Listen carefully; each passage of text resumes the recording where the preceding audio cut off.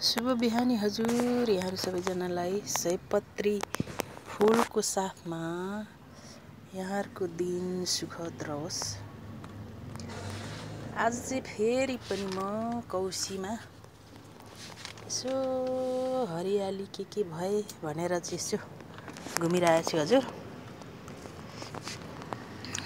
यहाँ चाहिँ यो माछी काँडे खोर्सानी राम्रै फले जस्तो छ हजुर। ल हेर्नुहोस्, यो चाहिँ तरकारी खाने माछी काँडे खोर्सानी है हजुरी। ल यो फुलहरू, यो चमेली फुल फुलेछ, एकदमै मिठो बास्ना आउने। ल माछी काँडे यता पनि छ है हजुरी, टन्नै छन्। माछी काँडैले नजर लाउँदैमा छेक्यो डाँडैले भने जस्तै अम्बा पनि फल्दैछ हजुर। ल कागती पनि यसपालि फल्दैछ हेर्नुहोस् है हजुर। यो 12 मासी कागती, कोही दाना लागिसक्यो, कोही फुलेछ। यसपालि आएर ड्राइगन चाहिँ त्यति राम्रो नफल्ने हो कि भन्ने आयो। त्यहाँनिर एउटा कोपिला लागेछ, अनि यो पल्लो बोटमा 1-2वटा होला, तर टाइम होला, बिस्तारै फल्ला, धैर्य गरौँ। अनि यो फल हेर्नुहोस् है हजुर, यो फलको नाम चाहिँ कस्तो मैले भुलेँ, एकदमै नयाँ फल, मैले चाहिँ पहिलोचोटि देखेको फलेको छ। थारै मौरीहरू पनि राम्रै छ।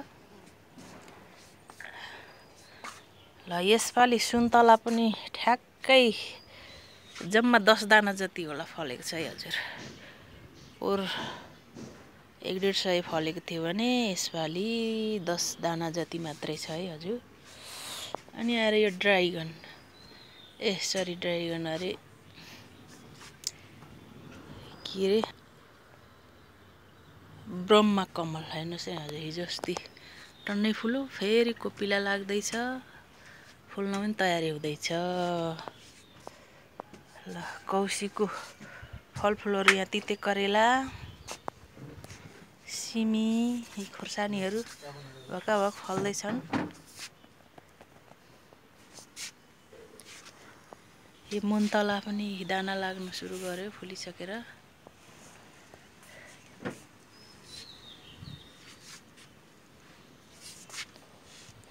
यस्तै छन् कौसीको अवस्था।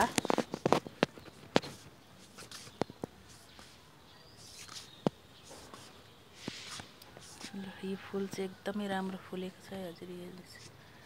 बोन्साई हुन लाग्यो बोट पनि, एकदम राम्रो छ।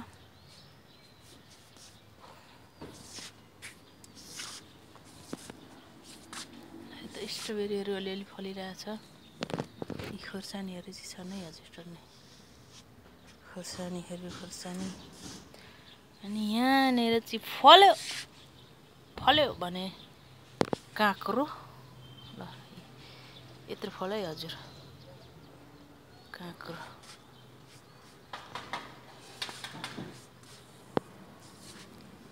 यतै तिते करेलाहरू भर्खर धमाधम्दैछ। यो रुख टमाटर राम्रो फुल्दैछ, फली पनि सक्यो। खोर्सानीको बिरुवाहरू एकदमै राम्रा छन्। ल यो सनफ्लावर हेर्नुहोस् हजुर, दामी फुलेछ सनफ्लावर एकदमै दामी फुलेछ।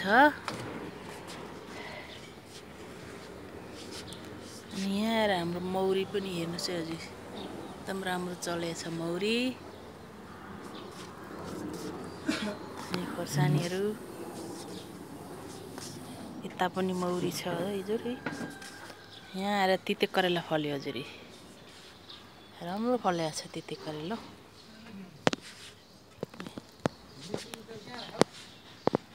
एकदम राम्रो फलेको छ तिते करेला।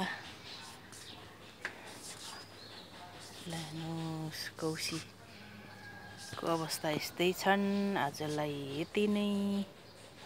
पछि राम्रो फल्यो भने म फेरि हजुरहरू सामु भिडियो लिएर आउनेछु। By by.